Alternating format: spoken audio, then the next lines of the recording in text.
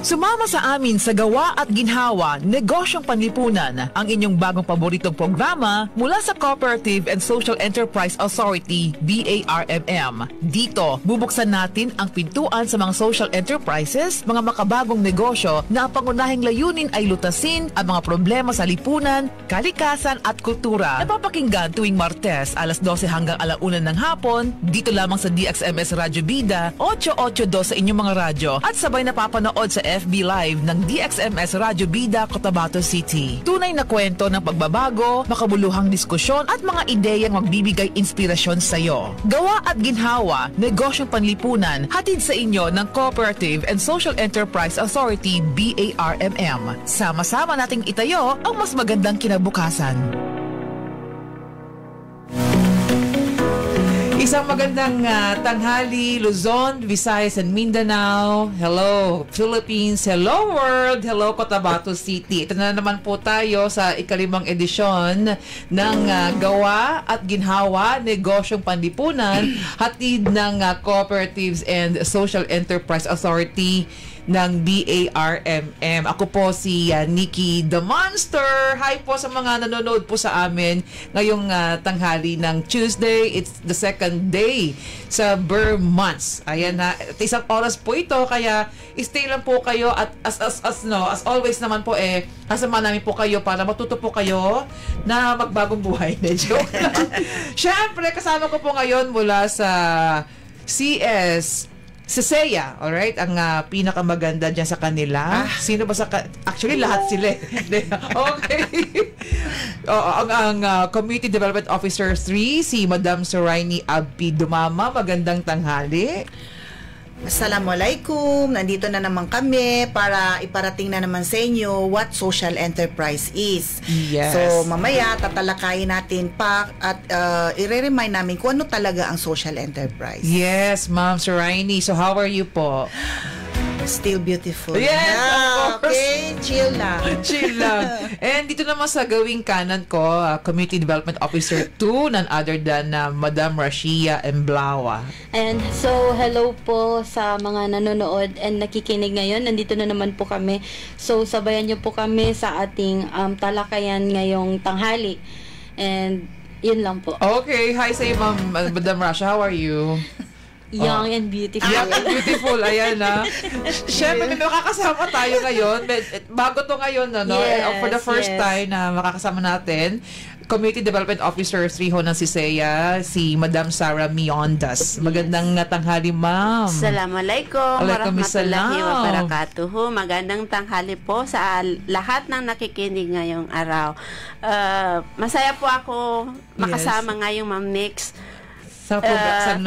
Pag-ibahagi ang mga programa, proyekto at aktibidad ng amping opisina, ang Social Enterprise Division. Yes, nasa ikalimang na tayo, edition. Yes. At nga pala, we're live sa ating mga official pages sa DXMS Radyo Bida 882 and of course sa DXOL 92.7 Happy FM, sa aking personal page, that's Babu Nikki, and of course sa SE Barm po ng Facebook page namin. Now, so sa mga viewers natin, sa mga nakikinig po sa radyo, you have to, especially sa mga netizen, you have to share this program sa inyong wall because, di ba sabi namin, namimigay kami every now and then ng GCash. Yes. Kung talagang nakikinig po kayo at nanonood. At of course, ito pauna muna.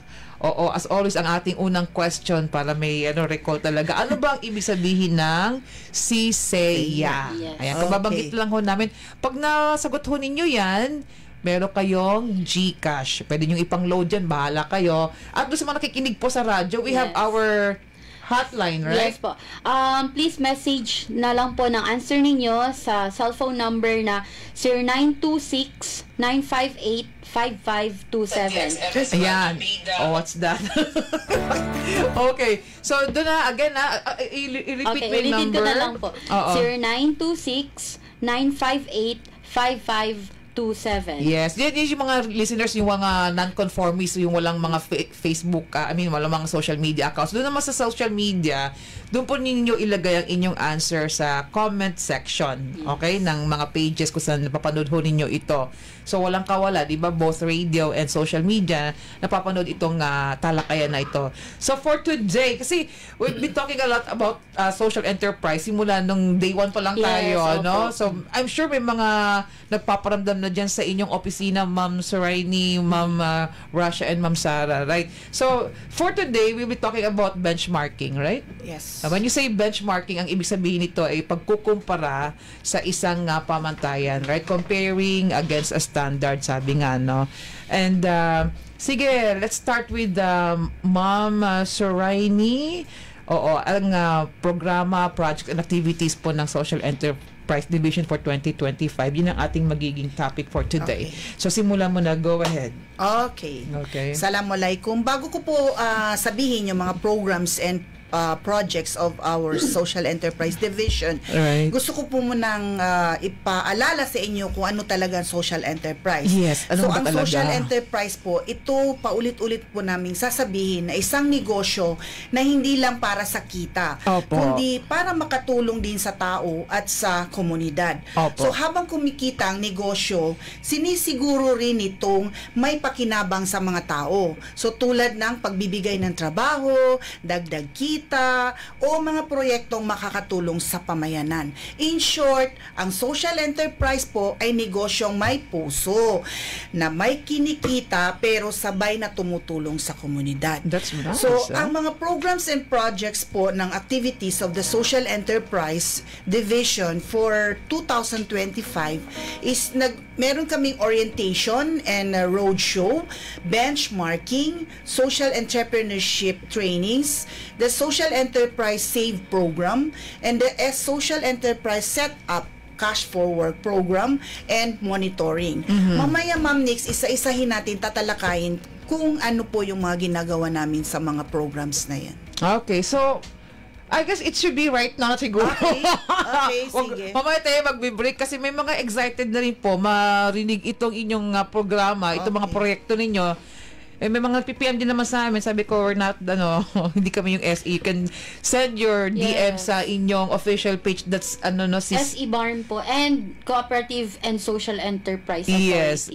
So again, i-like and share ho ninyo ito where we have our existing question. Ano ang CSEA acronym? So, Ma'am Soraini, kanina nabanggit mo, we have 6 steps, right? I mean, sorry. 6 programs. 6 programs, sa orientation and roadshow. Sino po si Ma'am Sarah can guess. You can... Hindi. Unahin ko lang po yung sa benchmarking. Kasi yan po talagang unang ginawa namin.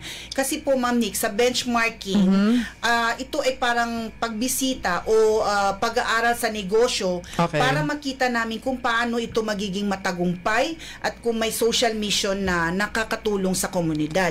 Kapag nagbe-benchmarking po kami sa isang potential social enterprise, ang layunin po namin doon ay upang alamin at obserbahan kung paano nila ito paano sila nag-ooperate, Ma'am Nix, ng social enterprise para makita din kung pasok sila sa kategorya ng social enterprise o pwede ba silang maging modelo or partner. So, ang ginagawa po dito, karaniwan na ginagawa namin sa benchmarking po ay binibisita po namin ng kanilang lugar kung saan ang kanilang negosyo. So, opisina. Pangalawa po is pagkilala sa kanilang mga produkto para alam namin kung ano yung mga produkto. Pangatlo po, pagkuha po ng mga informasyon sa kanila. Let's say, paano po sila nag-umpisa ng kanilang negosyo or sino yung mga kanilang benepisyaryo. At sinusuri din po namin ng kanilang mga social mission kasi yun po yung hinahanap as social enterprise. Kung meron ba silang tinutulungan sa komunidad nila na galing sa kita. At panglima po ay pag-aaral ng kanilang mga best practices, which is kung pwede ba silang maging modelo na pwede silang tularan ng iba. And the last po na ginagawa namin is documentation na nakakatulong po ito na magsilbing batayan namin sa pagpapalawak ng social enterprise sa BARM. So yan po yung unang-una namin ginawa, benchmarking. Benchmarking. Talagang mahalaga din talaga ito Ma'am, sa pagtukoy best practices na sinasabi nila, di ba? So, yun yung pangalawa. Meron tayong una, di ba? The road show. Orientation. Pwede po si Ma'am Sarah. Ma'am Sarah! Okay. Go, Ma'am Sarah. Nabanggit na po ni Ma'am So yung unang activity namin, yung benchmarking. Yes. At pangalawa yung orientation and to social roadshow. enterprise at saka social enterprise roadshow. Dito po natin pinapaliwanag kung ano ang social enterprises, ano ang kaibahan nito sa regular na negosyante, ano yung mga benepisyo dito, ano yung kagandahan ng isang social enterprises, ano mga ginagawa ng isang negosyo na tumutulong sa community. Pinapaliwanag namin ito. So, can you explain din siguro mas maganda, mas mainam? This is mas maganda ipaliwanag mo kaya yung difference nung traditional na negosyante sa isang social enterprise. Si traditional na negosyante, unahin natin, wala siyang iniisip kundi kumita ng kumita. Si social enterprises, kumita nang siya ay makatulong sa komunidad. Okay. So it says here kasi ang orientation and roadshow, ito yung nagre-raise kayo ng awareness regarding sa konsepto ninyo, right? You educate communities. Si roadshow, Ma'am, next. Okay. Para siyang karaban. Tapos, pinupuntahan namin yung mga community at kung pwede sa mga sa mga eskwelahan. Lately, ginagawa na namin yung roadshow sa WAO last August 14. This is the latest. Opo. And then, August 20 sa Marawi City. Sa Marawi. Kayo yun, and participation doon sa Marawi City Charter Day. Last week lang. Last week lang. So how was it? I mean, pagpunta nyo doon, can you tell us anong mga nangyari doon sa inyong Marawi City Roadshow? Naging matagumpay po, Ma'am Nix. Okay. May mga lumahok din talaga. Maraming tao kasi may business mga business activity doon sa na yon. Okay. Nag-lecture kami ng about mind setting at saka introduce namin yung social enterprises. Oo. Bakit especially to academe? Ba't ganon? Oo. Ma'am Sarah? Yes. Ano ko lang, Ma'am Nix, kasi una-una po talaga gusto namin na manggaling sa mga kabataan ang maintindihan nila anong social enterprise. At pinaplano rin po namin na sana po sa academe maisali nila sa kanilang curriculum what social enterprise is. Kasi even me, di ko talaga alam. Kasi bago po, paulit-ulit po namin sinasabi, newborn po to sa Bangsamoro. Exactly. Bago po ito. Kaya mas tina-target namin yung mga youth kasi sila po talaga, Ma'am Nix, yung malawak. Diba? Kahit sa social media, pwede silang gamitin, pwede nilang introduce what social enterprise is. So, yung nagyari po, isa po ito sa roadshow namin, itong radio program na ipahiwatig po sa buong Bangsamoro region kung ano talaga si social enterprise. So, pangalawa po na ginagawa namin, nabanggit ni Ma'am Sarah, is pumupunta kami ngayon po, baka next week po, na pupunta kami sa Maguindanao para i-introduce naman ang social enterprise. So, yun. So, sa tingin niyo po na-absorb kaya ng mga nasa Marawi yung inyong ano? Anong after that? Anong evaluation ninyo? Oo naman, Ma'am Nix, ang saya-saya nila. Ang saya talaga. Kasi talagang ginagawa, meron pa lumapit sa akin sa Marawi, napapaiyak kasi ginagawa niya talaga, meron siyang inaalagaan na mga batang lalaki, mga hafiz. So, wala silang mga magulang. So, napaiyak siya. Sabi niya, pwede ko palang gawin yan na kahit nagnenegosyo ako. So, doon sa WAO, iba-iba pong nakasama namin mga CSOs, cooperatives, and even, Ma'am Nix, mga sa church, si associations nila, si Father. And sabi niya na, meron kasi silang association doon ng imams and mga pari. So, nagustuhan po ni Father, parang gusto niya daw magnegosyo, doon idaan ang tulong nila sa community. Pag itong involved na yung mga religious sector like mga church, paano yung kailangan, Ma'am Nix, may negosyo sila para magawa nila yung social enterprise. So, can you cite an example ng mga negosyo ng mga belong dito sa ano na to? sa church? Actually, wala pa kaming nabe-benchmark dito, pero nagsasuggest kami kay Father kasi nagtanong siya sa WAO. Sabi namin, Father, pwede kang mag-negosyo, tulungan mo yung mga cooperative products. Kayo yung magiging outlet nila. Kayo yung gagawa kayo ng, let's say, pasalubong center.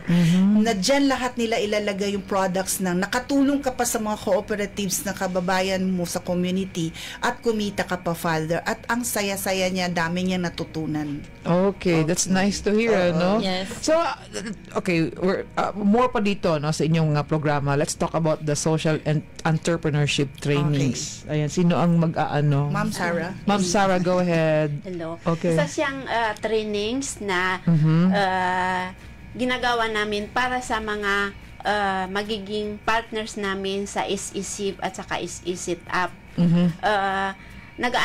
Ang magiging partners namin dapat dumaan dito sa training na ito.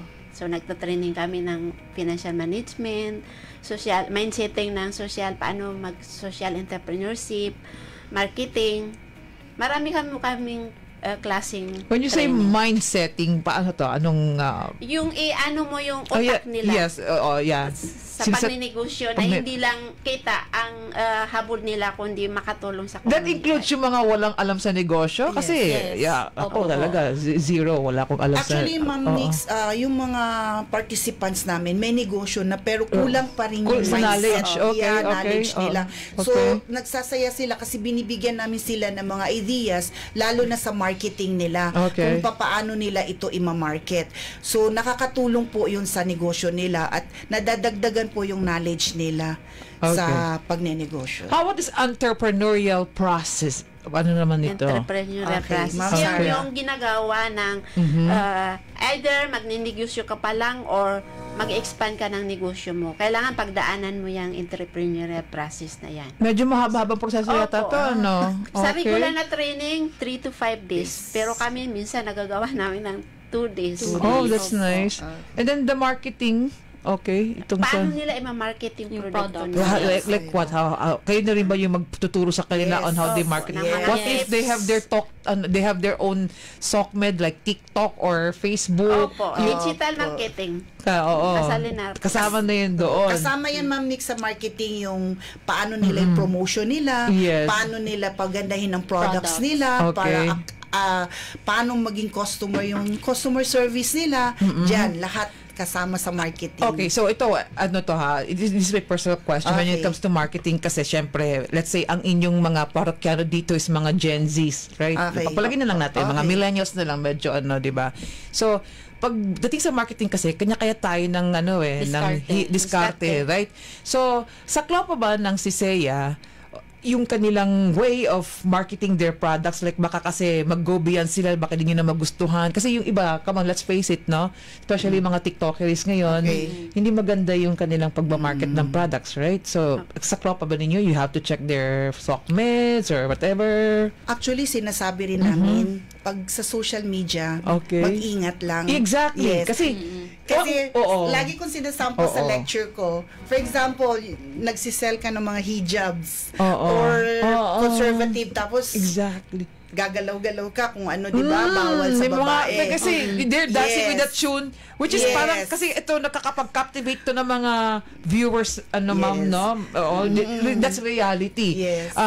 Napag-uusapan namin yan sa dito sa radio na paano ka makakapag-ipon ng makakapag-gain ng followers?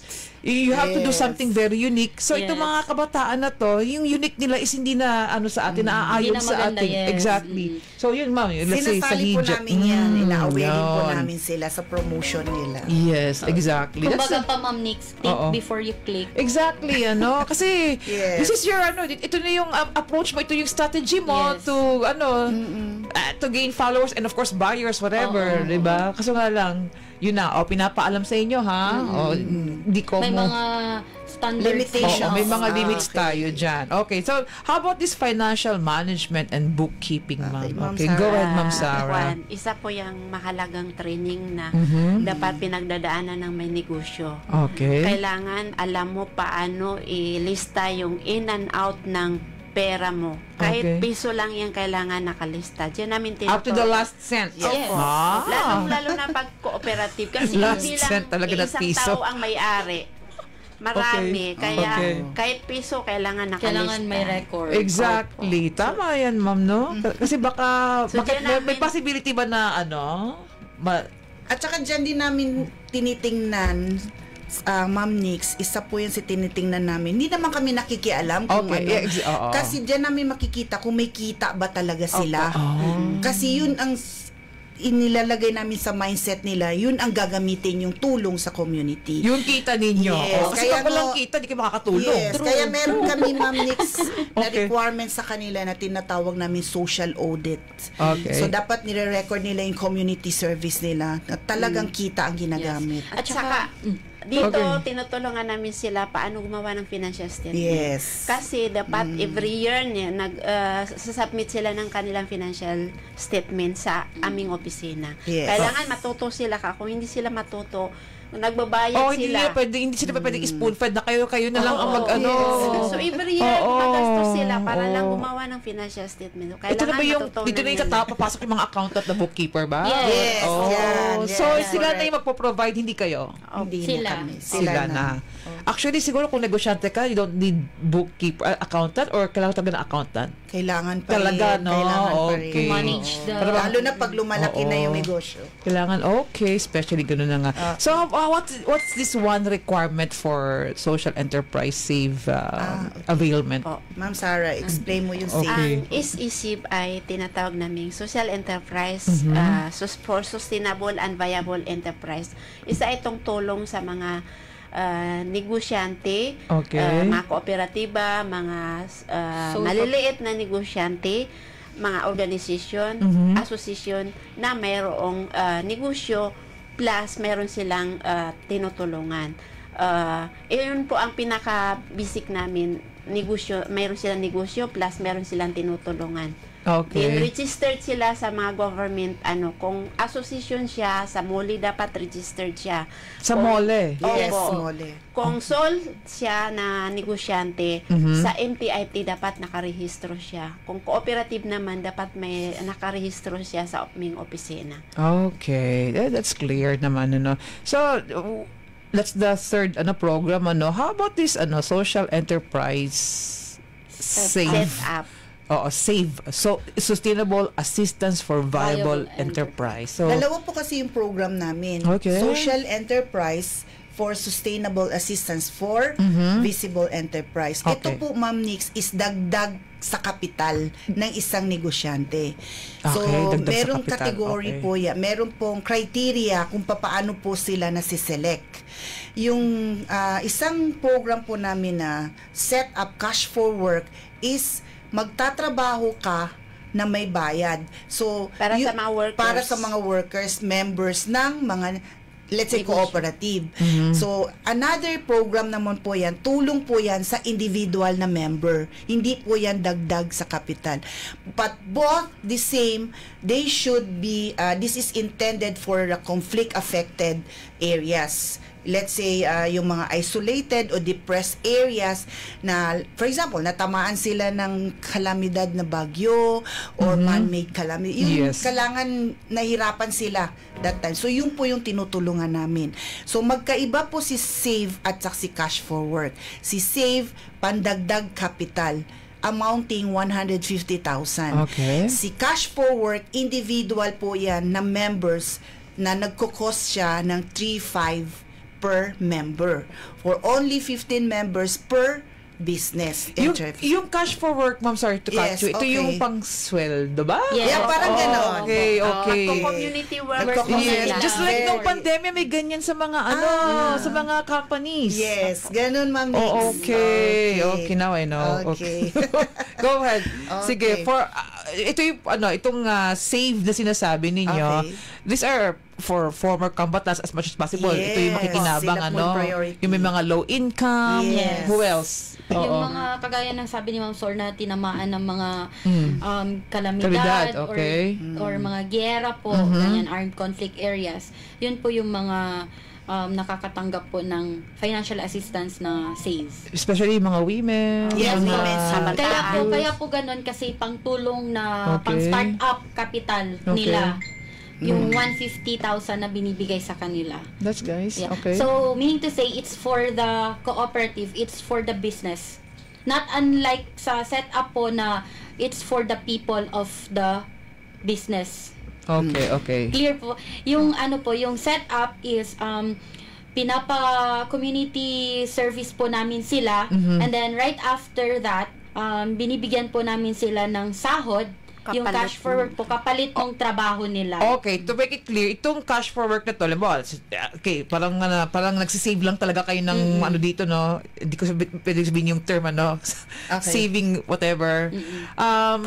Kailangan nito may balik pa rin. Yes. Ako yung pinasweldohan ninyo sa cash for work. Opo. So, kailangan kailangan may balik. Meron akong obligation din. Yes po, yung community, community service. Like what? Ano community service? Maglilinis ba ako ng Yes po, maglilinis kayo ng community ninyo, magtatanim kayo, gardening. Aside from... Yun lang po, community service. That's very easy peasy lang pala. Yes, at saka para din po sa community nila yun, Ma'am Nix. Wag hitting two birds in one stone. Nakalinis ka na, nagabat na mo pa yung, yes, exactly. Napaganda mo pa yung area ninyo, community, sumahod ka pa. Okay. How about this, back to Ma'am Sara, no? Okay. Itong classified as sole proprietorship owners of MSMEs and cooperatives, ano itong nakalagay dito sa inyong under the SAVE? Under the SAVE. Opo. Sole yung mga nag-iisang negosyante na magkayari ng mga sari-sari store, ng mga kainan, sila ay sole. Then, ano po yung isa? And then, sige. Owners of MSMEs. Mga owners of... And cooperatives, So, ito yung pinaka-importanting questions dito. Question, I should say. Ano yung mga documentary requirements natin? Okay. Go ahead. Unang-una po, yung registration nila sa mga government agency. Yung sabi ko kanina, pag-association sa MOLE. Pag cooperative, yung certificate of registration nila mula sa CCA. Okay. Pag sole naman, yung certificate of business name registration nila mula sa MTIT. And then, dapat meron silang BIR registration para magkaroon sila ng resibo. TIN number, no? BIR TIN number. Dapat lang talaga. And then, kailangan meron silang bank savings account. Okay, so may passbook dapat sila. May passbook sila. So, okay. Ito kasi problema sa mga kababayan natin, pagdating sa requirements, ano yung tinatamad sila mag-process? Gusto nila kailangan na agad. Spoon-fed lang na, kailangan i-provide yun. No, it should be kayo ang lahat legal. Exactly. How about this, SE qualification certificate? Ano to? Ano yan, Ma'am Nix? Obserbahan, kaya kami lumalabas, minumonitor namin, di ba, last na programa namin is monitoring and evaluation. Kailangan namin silang balik-balikan kung tuloy-tuloy yung operasyon nila plus yung mission nila sa komunidad. Pag makita namin na tuloy-tuloy yung mission nila, pwede namin silang i-qualify din at the end, accredited sila. So, hindi pa namin yan nagagawa ngayon yung accreditation habang inaantay namin yung batas code na under sa BTA. Okay. So, sana na? Inshallah po. Hinihintay rin namin. Diba? Baka mawala ng gana. So, habang inaantay namin, ginagawa na namin yung qualification. Okay. Ito na ba yung mga nag-undergo ng capacity training on SE, paano ito makakakuha ng ganito? Yung capacity training sasabi, what's this? Yan yung kailangan nilang pagdaanan bago nila matanggap yung cash assistance. Talagang dadaan kayo sa butas ng karayo. Yan na yun, Ma'am Nix, yung nile-lecture namin sila ng mind setting nila. Okay. Paano yung pagninegosyo nila makatulong, mga marketing nila. So, dyan po namin nile-lecture. So, bawal talaga ang tamad dito. Kailangan nyo talagang, kunin lahat ito. Oo naman. Ito mga bank savings account ninyo, TIN number nyo, kasi pipila pa sila. This is reality, Ma'am Sora, Ma'am Rush and Ma'am Sara. Na-encounter na namin mga different people from different strata na pagdating sa ganito pagpaprocess, they have this talaga na parang tinatamad. Pero kung totoong negosyante ka, yes, exactly. Kaya nga pag negosyante, dapat masipag talaga. No? Kasi walang negosyanteng tamad. Yes. Kaya namin nire-require, Ma'am Nikki, dyan namin makikita kung operational talaga sila. Okay. That's nice. Okay. So now let's proceed to the other program. Itong, saan na ba tayo? After that, save, sinasabi, Ma'am Rash? We have set up. Oo. Ano susunod dito sa nakita ko yun, yung set up. Set up. Sinong mag-aano sa setup? Yan na yung cash for work. Ito na rin. Okay. Tabang sa usbong pagbabangon. Okay. Resiliency program po yan para sa mga owners and members ng cooperative. Alright. So sa monitoring, yun na nga, nabanggit nyo na kanina, no? Okay. So yun yung mga programs ng ngayon, ng Social Enterprise Division for 2025. And I guess nagsimula na sila kasi nga, di ba, nag-benchmarking na kayo. Yes. Oo. And then last time they had that sa Marawi. Okay, so do we have a winner before we pause for short commercial? Oo, kasi may mga series of questions tayo that we have to answer coming from our viewers and some netizens na nag-PM, So kanina ang aming question was ano yung ibig sabihin ng CSEA? Yes, laging first question yan. Imposibleng hindi niyo masasagot. Pag nasagot ho ninyo yan, meron kayong premyo, okay? So, si Ma'am, Ma'am Lauban, na-check na ba niya? Hello, Ami. Oo, yung mga nasa, natin, mga BTS, behind the scene now. Oo. I-check nyo sa mga pages ng DXOL, DXMS, pati sa Babuniki ko, pakicheck. Oo. Tatlo. Oo. Nag-PM ata si Sir Azlan.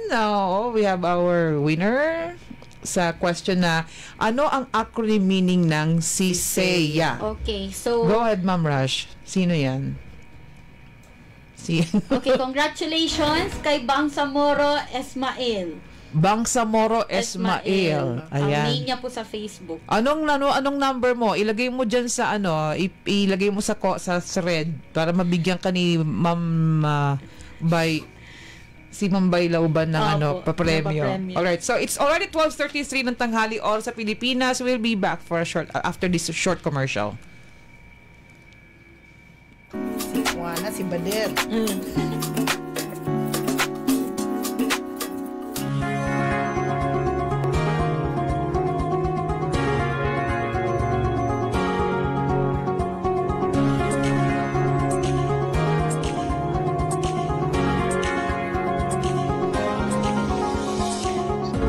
Warahmatullahi ta'ala wabarakatuhu. Ako po si Diangkong Gaukasim, chairman ng Kangguan Women Water Hyacinth Producers Cooperative. Ang aming cooperative ay naitatag noong October 16, 2019, kung saan ang pangunahing hakbang na isinagawa ay ang pagpili po ng mga kababaihan sa aming barangay na maagang nagsipag-asawa at saka yung mga babaeng huminto sa kanilang pag-aaral upang matustusan ang kanilang araw-araw na pangangailangan. Napag-isipan naming gawing kapaki-pakinabang ang water hyacinth na kadalasang itinuturing na walang silbi ng iba dahil ito'y basta na lamang pulutang sa ilog o lawa. Sa halip na ituring itong hadlang, nakita namin ang potensyal nito bilang pangunahing materyales para sa iba't ibang produkto. Nagpapasalamat kami at nakilala namin ang social enterprise, isa rin sa tumulong sa amin at nagbigay ng cash assistance at nagtiwala sa aming kakayahan bilang mga kababaihan. Sa ngayon ay patuloy kami sa aming magandang nasimulan. Kaya maraming salamat sa inyo, Ma'am Hayat Mukhalid, Ma'am Samsia Ibrahim, lalong-lalo na po sa kanila Ma'am Suraini Dumamba Abdi, kay Ma'am Sara Miundas, at sa unang ginang ng Dato Piang Maguindanao del Sur, walang iba kundi si Dr. Elizabeth Abdi Samama Al-Hadja, at sa buong staff ng Cooperative Social Enterprise Authority. Sa kasalukuyan, patuloy naming pinalalago ang aming produkto. Malayo na ang aming narating. Ang aming kooperatiba sa tulong ng suporta at mula sa mga LGU at iba pang institusyon na ibebenta na namin ang aming mga produkto sa mas malawak na merkado na nagbibigay sa amin ng pagkakataong matulungan ang mas maraming miyembro at makapag-ambag sa kalikasan. Bukod sa pagbibigay ng kabuhayan, layunin din ng aming cooperative na tumulong sa pangangalaga ng kalikasan. Sa paggamit ng water hyacinth, nababawasan namin ang pagbara sa ilog at lawa na maaaring magdulot polusyon. Ay taus-pusong nagpapasalamat sa Bangsamoro Autonomous Region in Muslim Mindanao at iba pang tumulong upang maisakatuparan ang aming proyekto. Ang aming cooperative ay hindi lang tungkol sa pangkabuhayan, kundi pati na rin sa pagpapalaganap at pakikisama at pagkalinga sa kapwa para sa maunlad na kinabukasan.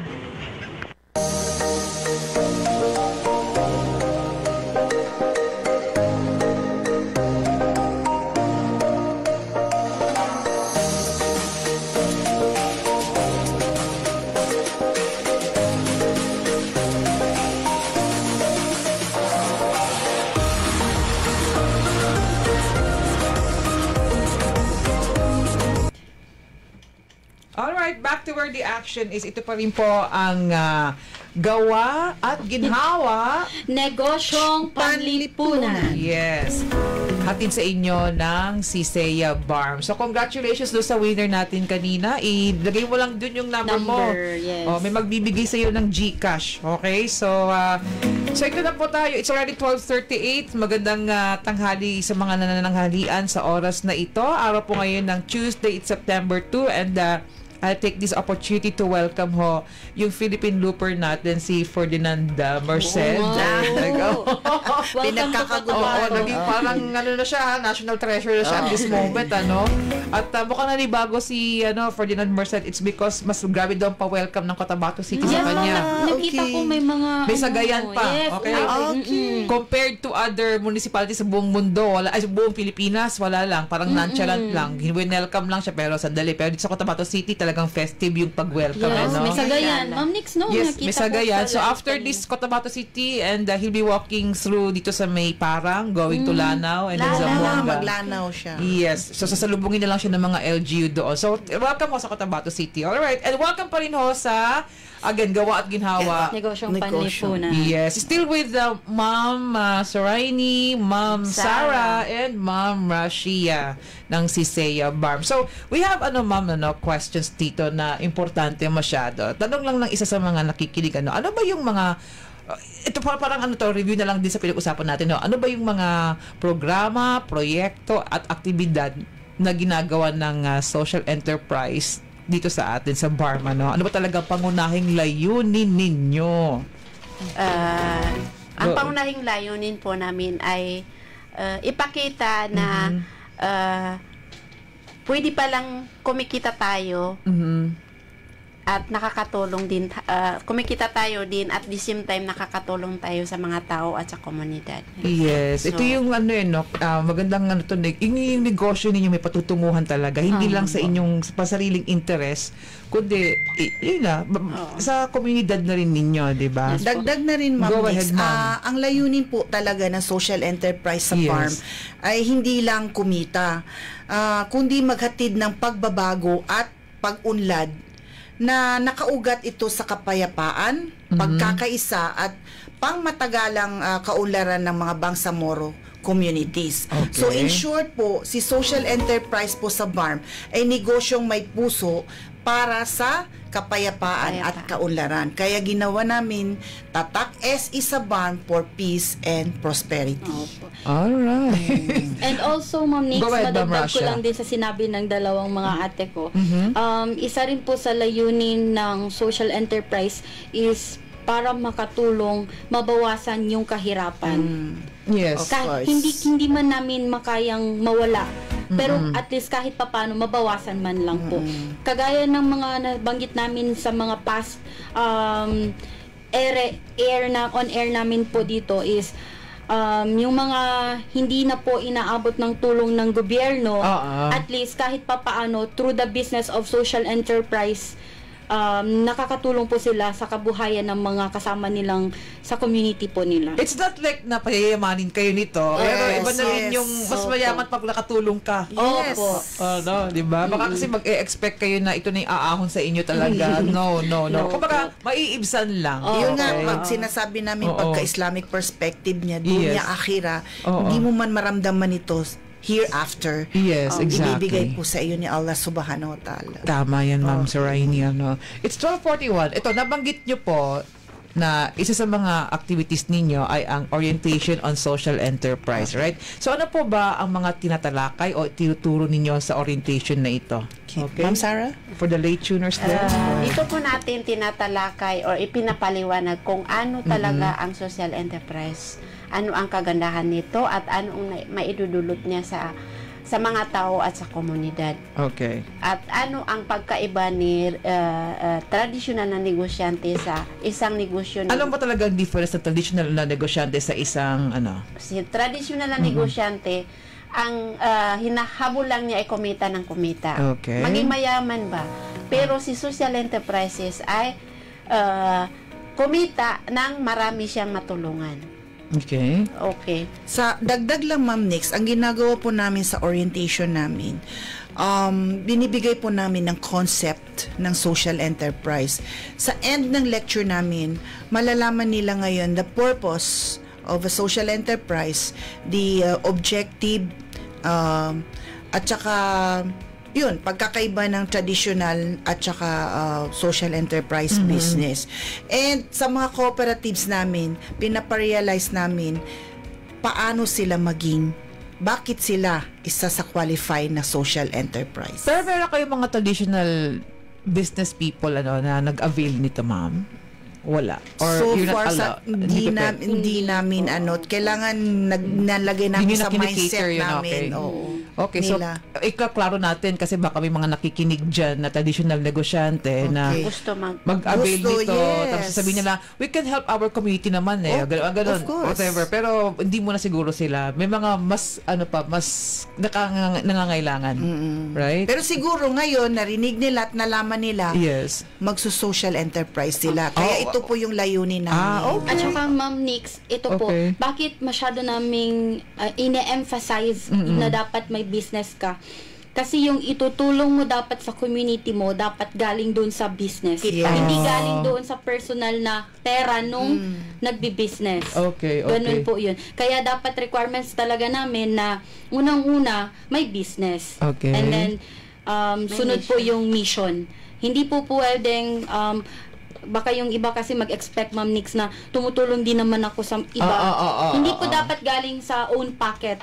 Dapat galing po dun sa kita ng business ninyo. Tama. Kasi charity ng tawag doon. Hindi na social enterprise. Galing na kasi may difference yun. Difference. Exactly. Okay. So, ito kanina, sa road show ninyo, hindi lang pala sa mga LGU kayo pupunta, kundi pati na rin sa mga eskwelahan, right? O academe. Ayan. Ano po ba ang magandang epekto o advantage nito sa mga students at sa mga universidad? Sarah? Go ahead. Okay. Kasi po, actually hindi pa namin gagawa sa academe. Pero target po namin maybe next month na pupuntahan po para ipaalam din sa teachers muna. Sila muna yung orient namin what social enterprise is. Pag naintindihan ng teachers, sila na po yung magre-re-echo sa mga students nila. At least every homeroom time, ipapa-lecture niya, paano niya what social enterprise is. Pero kailangan meron kayong sa universidad kasi ang gusto niyo mangyari ilagay sa curriculum, right? Sana. Sa lahat ng courses na ba ito or particular sa isang course lang talaga? I guess dito sa basic basic subject na to. Actually, Ma'am Nix, meron po tayo sa may curriculum sa Iligan, IIT. College. Yes, meron po silang subject na social enterprise. College. Saka, may plano na po kami, Ma'am Nix, na makipag-ugnayan sa CHED. Para magawa namin ng paraan paano ma-incorporate sa CHID itong social enterprise. Yes, oo, para hindi naman maging maintindihan na lang talaga nila. Exactly, para hindi sila maging parang, kita paano, they have the idea about SE, So, doon naman sa benchmarking, pinag-usapan din natin ang tungkol sa benchmarking na ito. Ano ba ang ginagawa ninyo at paano ito nakakatulong sa inyo at sa mga social enterprise sa BARM? Sino? Ano po? Ito po Sarah. Yung ginagawa namin, paraan namin para mahanap at matukoy kung sino-sino ba yung mga potensyal na social enterprise sa BARM at kung sino-sino pa yung mga negosyante na hindi nila alam na ginagawa pala nila yung ginagawa pala nila ay social enterprise pala. Doon lang nila nalalaman pag mas makwento na namin sa kanila ano social enterprise. Sabi nila, yan kami ma'am, ginagawa namin yan. At isa pa, maganda pa dito ma'am Nix ay nalalaman namin yung kung ano yung mga ginagawa nila sa produkto nila, ano mga naging problema nila at paano nila ito tinutugunan. Plus, tinitingnan namin kung ano bang makulang sa kanila. For possible partnership opportunities. Yun yung isa doon na isa sa intention namin. Alright. So for the benefit ng mga ngayon pala nag-review, so may bananggit kayo kanina, dalawang acronym ng SE Save at Set Up. So ano po bang ibig sabihin ng mga yan at ano ang pinagkaiba ng dalawa? Go ahead. Si Save po, siya po yung tinatawag naming social enterprise for viable enterprise. Si Setup po, yan po yung may tinatawag namin na social enterprise tabang sa usbong pagbabangon. Resiliency Program for Social Enterprise. Yan na po yung tinutukoy nating parang, sige, gamitin kong word, kaliwaan. Maglinis, tumulong sa komunidad maglinis, at bibigyan ka ng reward. So, yun. Si Save po, paulit ko po, dagdag capital po sa negosyo. Okay. So yun at sana klaro yung yung difference na nakinig po kayo, So thank you Ma'am Sora, So let's talk about the monitoring and evaluation, Gaano ba ka-importante ang monitoring and evaluation para sa social enterprise quality and accreditation at bakit po? Yon. Sino ang sasagot dito? Si Ma'am Sarah. Go ahead. Ito po natin tinitingnan kung pasok ba sila sa isang, kumbaga sa standard ng isang social enterprise. Okay. Opo. Pag tinitingnan namin kung tuloy-tuloy ba yung mission nila. In 2 to 3 years, kung tuloy-tuloy yung mission nila at ano yung nagiging impact niya. Kailangan ma-sustain nila ito, no? Okay. At dapat may nakikitang impact. May nangyayari doon sa komunidad.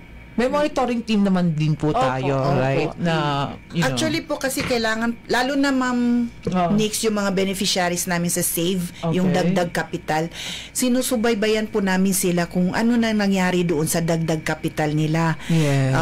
Nakatulong ba o kulang pa ba? Or may nangyari na ba? Doon sa na-implement ba nila? So, tuloy-tuloy po yung monitor namin sa kanila. Then after that, evaluate namin kung ano yung nakita namin. So, i-report namin sa office kung ano pa yung pangangailangan nila. Ma'am, yung monitoring pati yung evaluation nyo, it happens every month ba? Every month. Every month. And also, may monitoring tools din po kami ginagamit. Anong monitoring tools na to? Nagiging basehan po ng pag-ano namin sa kanila po. Yung tool na ginagamit namin. Mga katanungan po sa kanila. Meron kaming form. Para matrix siya. Yes. Alright. Both sa benchmarking and sa evaluation. May tools po. Okay, thank you, Ma'am Rasha. Okay, before I ask my last question for today's episode, we have our last question for the netizens, sa mga viewers natin dyan. Very easy question to everyone na nakikinig sa radyo. Oo. Ano ang tawag sa programa namin? Nakalagay. Nice. Naku, nandyan na sa sa screen. Imposible. Ngayon, pag nasagot po ninyo, paunahan po ito kapag nasagot po ninyo, meron kayong GCash. And again, our hotline is 0926-958-5527. Yan, duhoy sa mga listeners po sa radyo. Kasi may mga non-conformist tayo na tagapakinig talaga na walang social media account. So again, sa iyo na nanonood, nakikinig, ano ang tawag sa programa na ito ng CISEA BARM? imposibleng ninyo masagot, ha? Meron kayong GCash pag nasagot po ninyo, and again, na hindi ko kasama dito yung mga nasa opisina, okay? Yes. Hindi nakasama. Yung mga nakikinig at nanonood lang, pwedeng sumagot kahit sino dyan, ha? So, ano ang tawag sa programa namin ngayong Tuesday? Actually, since day one, ito talaga, andyan lang, parang galunggong, GG. Oo nga, no? GG. Okay, so here's my last question before we say goodbye. Ma'am, sinong sasagot ito? Paano makikinabang ang komunidad? Para sa mga kooperatiba, mga maliliit na negosyo, o mga grupong interesado, paano po sila makakasali o makikinabang sa mga programa ninyo? Ano po ang kailangan nilang gawin? This is a very important question, Ma'am Sarah? Go ahead, Ma'am Sarah. Okay. Hindi po sila dapat mag-apply. Kami po yung naghahanap sa kanila. Kaya po, ma'am, meron kaming benchmarking, monitoring, and evaluation. So, bumababa kami, hinahanap namin sila. Kami po yung nakakaalam.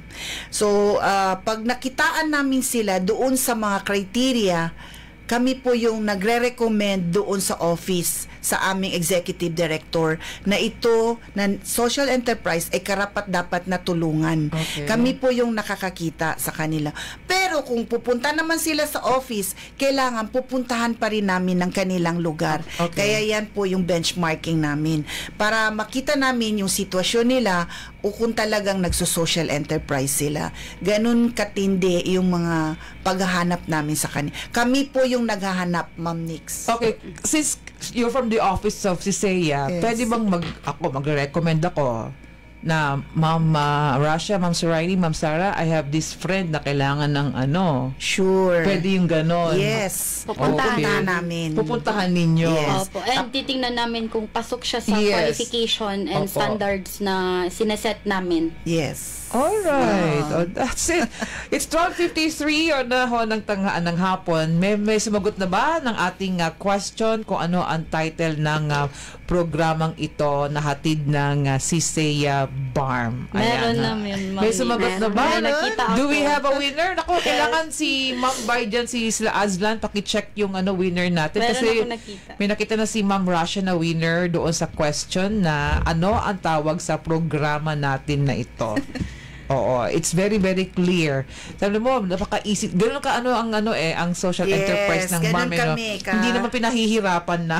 Oo. Tulong sa community. Tulong sa community itong pagbibigay ng question na napaka-simple.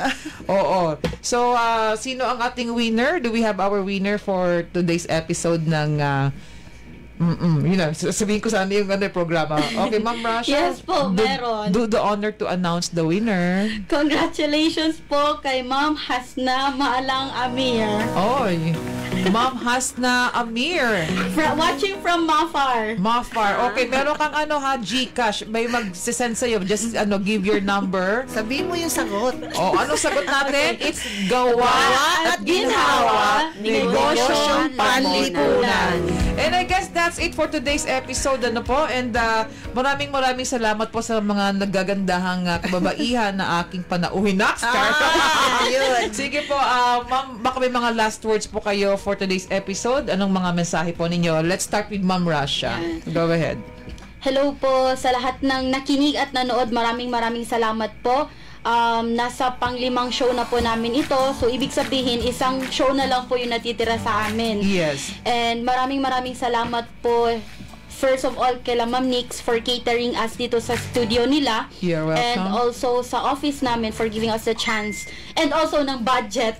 Okay. Para maisakatuparan itong show na ito.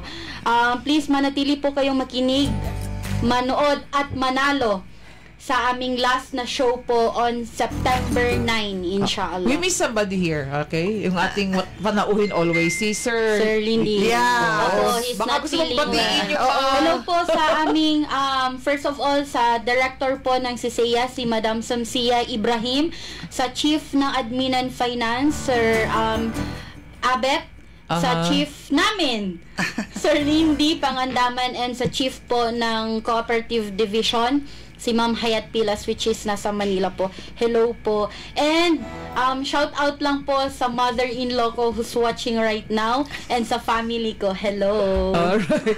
Ma'am Sarah, go ahead. Maraming salamat mo.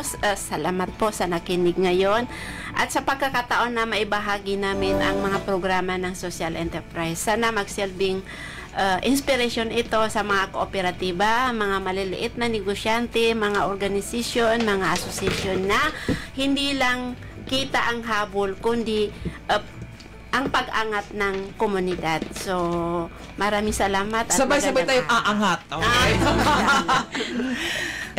Okay. Maraming salamat po sa walang sawang pakikinig at panunood sa live ng aming programang Gawa at Ginhawa, Negosyong Panlipunan. Sana po napaintindi po namin sa BARM Region ano po talagang social enterprise. Yes. At malaking tulong po ito sa ating komunidad. Kaya nga po tinawag namin Tatag SC sa BARM for Peace and Prosperity. And para akong si Vilma Santos, shout out po sa mga binata ko. Kung may lucky siya, meron din akong mga lucky guys. Yes. Si Dr. Munzir, Attorney Munjid, Dr. Monsur. And Assalamualaikum sa inyo. And sa aking si Seya family, sige, babanggitin kita Ma'am Sarsi, HR, Ma'am Ro, and Ma'am Kari. Especially sa aming, kung wala sila, ang aming finance team. Si Ma'am Cashier, si Ma'am Budget, headed by Sir Abet. And sa aming accountant, syempre, si Ma'am L. So, especially to our Executive Director for giving us a chance and a very supportive Executive Director, lalo na itong sa roadshow namin na program, si Executive Director Madam Samsia Yu Ibrahim, MPA, and sa aming mga chief, si Chief Hayat ng Cooperative Division, ang aming chief ng Social Division is not feeling well, dapat nandito po siya.